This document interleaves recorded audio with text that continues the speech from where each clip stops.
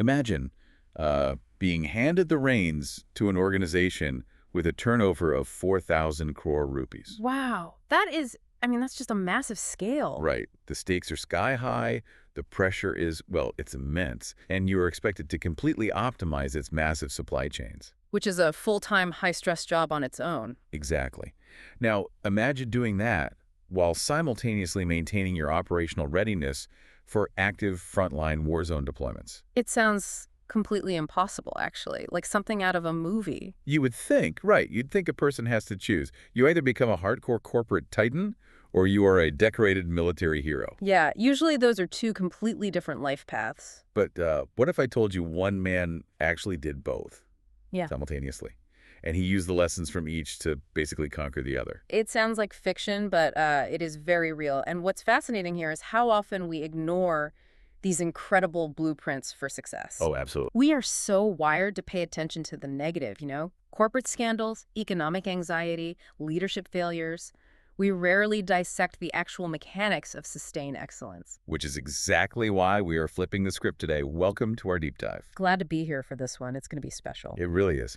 Today, we are exploring the profound impact of a very simple yet revolutionary idea: positive journalism. Which we desperately need more of. We are analyzing an exclusive featured interview from the Visionary Titan series. This was published in the April 2026 edition of the e-magazine Presense. And we really need to set the context for Presense because this isn't, it's not just your average corporate newsletter. No. This e-magazine, published by the Prime Point Foundation, just hit its 230th edition. 230 editions. I mean, that kind of longevity in the digital publishing space is virtually unheard of. It really is. And the origin story is completely fascinating, actually. It was started back in March 2006 by Prime Point Srinivasan. And it wasn't just some random passion project. He started it on the direct suggestion of none other than former President Dr. APJ Abdul Kalam. Oh, wow. The missile man himself. That gives it an incredible pedigree. Exactly. You see, Dr. Kalam saw a desperate need for positive journalism in India. He wanted a dedicated platform that highlighted solutions, visionary thinking, and, actual nation building. Rather than just the daily outrage cycle. Precisely. So every single profile in Presense carries that DNA of constructive excellence. Which brings us to the subject of today's deep dive. The editor-in-chief of Presense, Priyadarshini Rahul, sat down for a remarkably candid interview with a man whose life is basically a masterclass in transformation. An absolute masterclass. We're talking about Group Captain R. Vijayakumar, retired, who holds the Vishesh Seva Medal. Our mission today is to unpack this man's extraordinary journey. And it is quite a journey. We are going to trace his steps from being a Tamil medium schoolboy, right, to becoming a highly decorated Indian Air Force officer, and finally to a corporate titan leading the Madras Management Association, or MMA. And we aren't just going to list his achievements today. No, that would be missing the point. When you really analyze his trajectory, you see the actual mechanics of how he pulled this off. Right, the actionable steps. Exactly. Any young person listening today, whether you're a fresher looking for your first job, an entrepreneur scaling a startup, or, someone trying to crack your competitive exams, you can use his life as a template. A blueprint for how to take calculated risks and execute on a massive scale. Okay, let's unpack this blueprint, starting from the very foundation. Let's do it. Because he didn't start with a massive trust fund or some ready-made corporate network. He grew up in a middle-class family where, as he puts it, values were their true wealth. Yeah, his background is the quintessential Indian middle-class crucible. It really is so relatable. His father was a dedicated, highly decorated police officer, a man who actually won multiple presidential awards. Wow, so the bar was set incredibly high right from the start. Right. So from childhood, his ultimate role model was a man who lived and breathed public service and discipline. But being a police officer's son in a government job... The transfers. Yeah, exactly. Frequent, unpredictable transfers. You never really get to settle down in one place. You are constantly packing bags, constantly being the new kid in school. And because of this mobility, his early education was entirely in the Tamil medium. Right.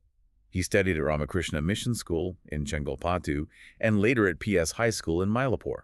He credits these places with instilling a bedrock of academic rigor. Which is so crucial. But more importantly, this is where he developed a deep love for sports and the NCC, the National Cadet Corps, the youth wing of the armed forces. And that NCC exposure, you see, that is the first major pivot point. Oh, for sure. But before he could act on that military ambition, he had to survive a massive academic culture shock. This is the part that I found so incredibly motivating. Yeah, he eventually secures a spot at Chennai's prestigious Loyola College. Now put yourself in his shoes for a second. Okay. You are a fresher coming from a purely Tamil medium background, walking into one of the most elite English-dominated academic environments in the entire country. The potential for crippling imposter syndrome right there is just huge. Yeah. I would imagine most people just shrink into the background in that scenario. Oh, absolutely. How did he overcome that language barrier? Basically by applying the discipline he learned from his father in the NCC. He didn't view his Tamil medium background as a deficit, you know? Right. He viewed the English environment as a tactical challenge to be decoded. He leaned heavily on his professors, treating them almost like commanding officers, absorbing their guidance to bridge the gap. That mindset shift is everything. It is. And he didn't just barely pass out of Loyola, he conquered it. He graduated as a top ranker in his BCom. His Bachelor of Commerce degree. And this is where the story takes a turn that, well, every Indian middle-class listener will instantly recognize.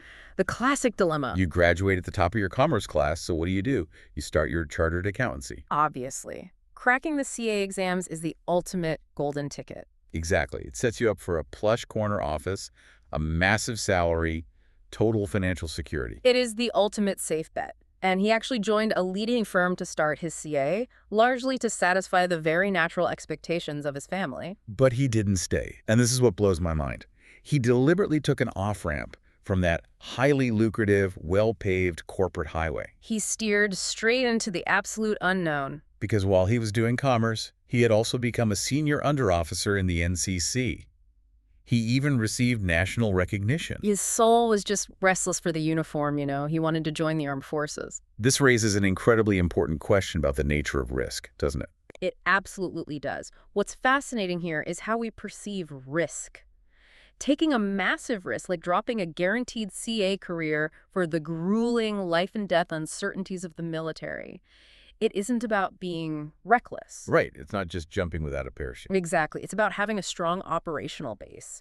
Because of the values his father instilled, the mental toughness from adapting at Loyola, and the physical rigor of the NCC, he had a rock-solid bedrock. A safety net built of character, not cash. Beautifully put. When your foundation is that strong, you can take those massive leaps without losing your footing. And crucially, his father, despite the family's obvious anxieties about the dangers of military life, stood by him. That parental validation must have been the ultimate green light. So he makes the leap. He clears the notoriously difficult Services Selection Board. The SSB. Right, the SSB, which is an exhausting multi-day psychological and physical grinder. And he is commissioned into the Indian Air Force in 1976. A huge milestone. But here is where I really want to dig into the mechanics of his mind. How does a young man whose primary training is in finance and commerce actually thrive in the high-stakes, highly tactical environment of the IAF? Well, she thrived by refusing to compartmentalize his skills. What do you mean by that? He didn't just leave his management brain at the door when he put on the uniform. He made his finance and analytical background his greatest operational asset. Oh, that makes so much sense. Right.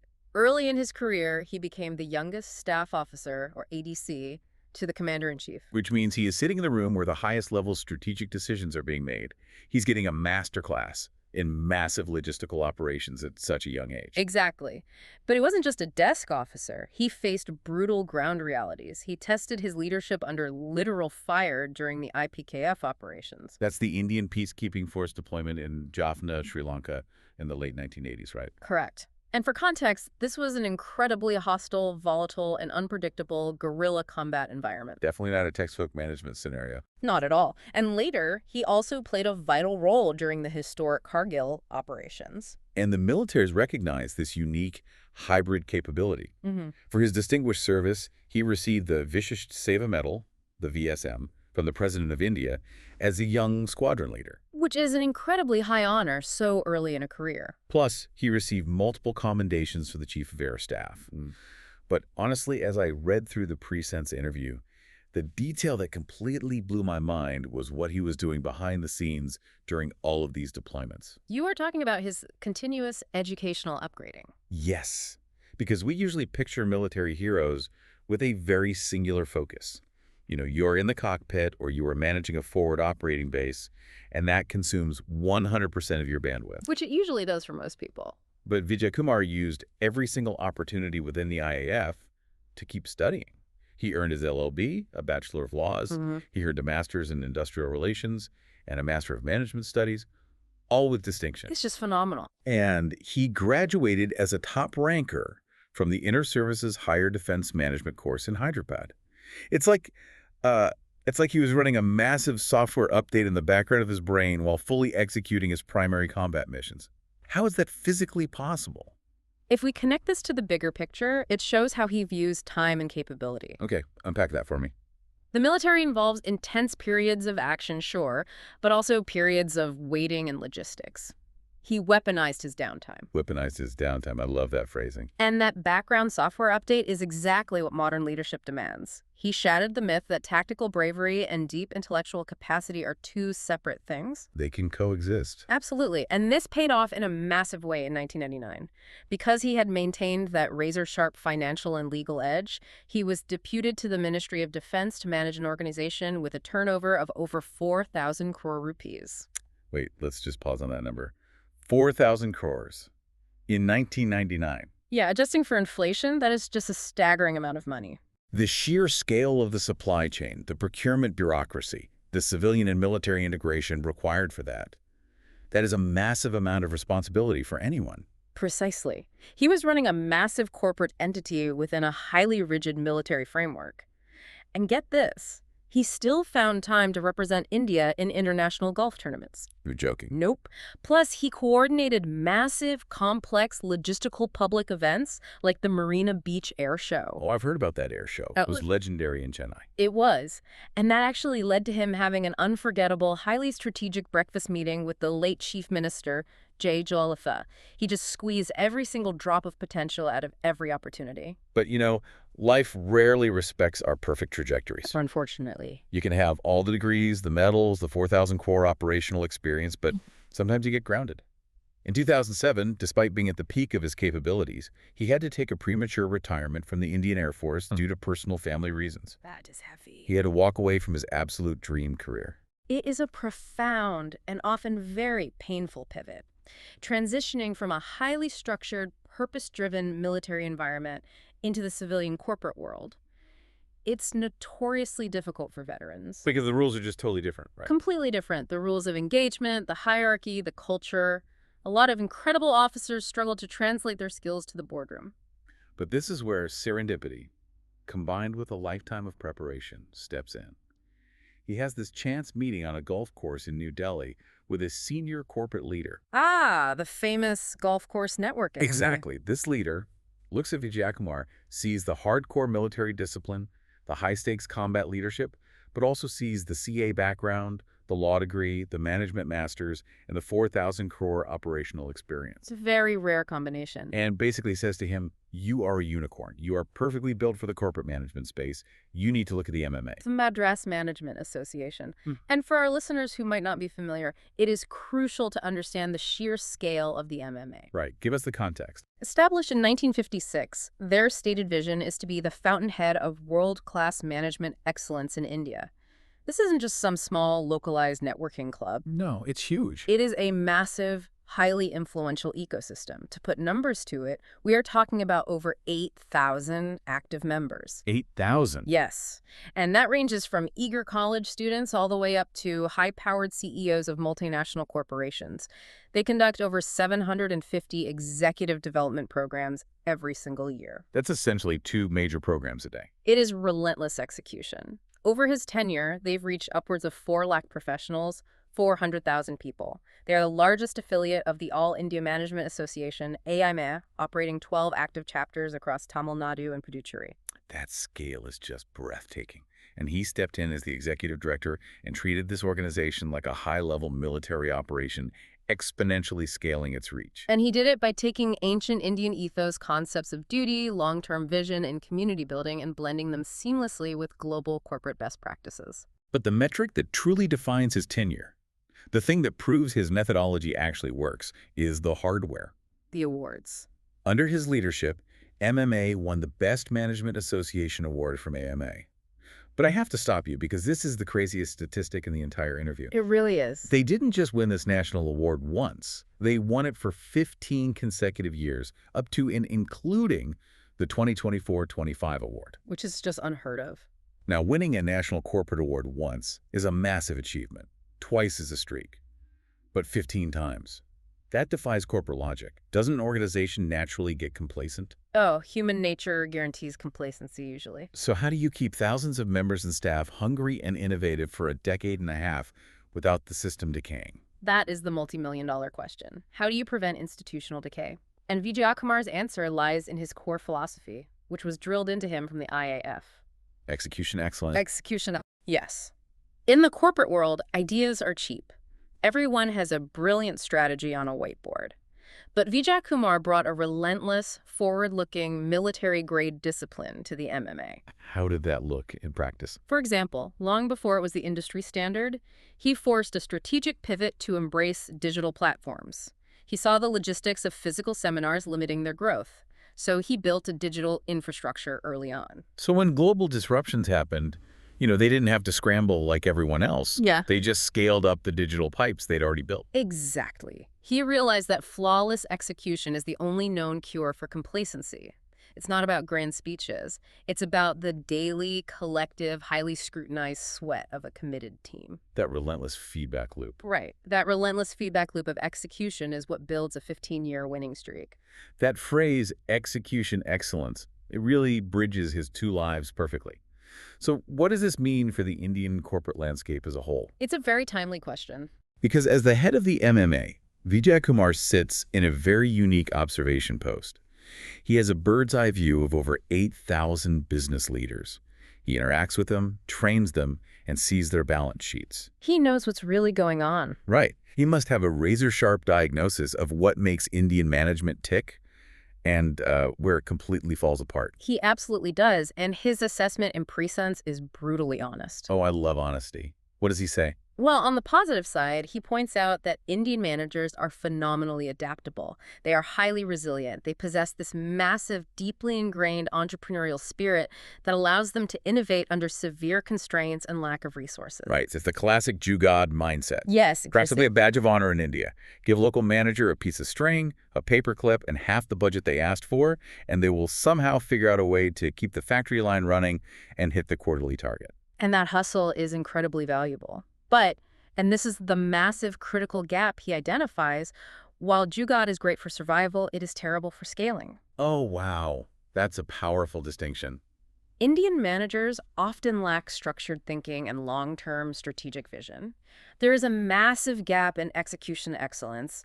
We are world-class at the quick fix, the workaround, putting out the immediate fire. Right. But we severely struggle with the sustained, disciplined follow-through required to build enduring, world-class institutions. That makes so much sense. It's like we are brilliant at putting out the fire in the kitchen today, but we completely ignore the hard, boring work of fireproofing the entire building so it doesn't burn down next decade. That is the exact dynamic. And at the MMA, they actively combat this. They demand discipline, mapped out execution alongside that out-of-the-box thinking. Which is a lethal combination if you get it right. Exactly.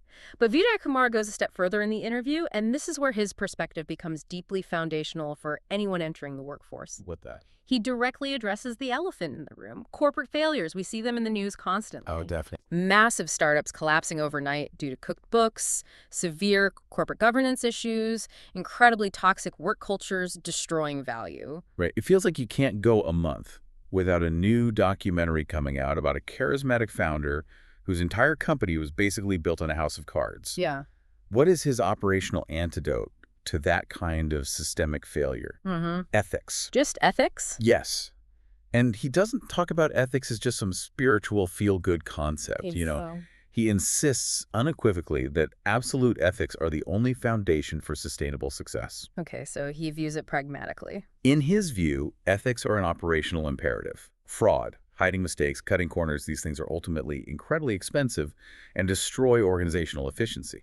And he leads by example. Tell me about that. Take the MMA's state-of-the-art management center in Chennai. The headquarters. Yes, it was built entirely through member contributions. He oversaw that massive project with total transparency and absolute financial integrity. No hidden costs, no shady contractors. None.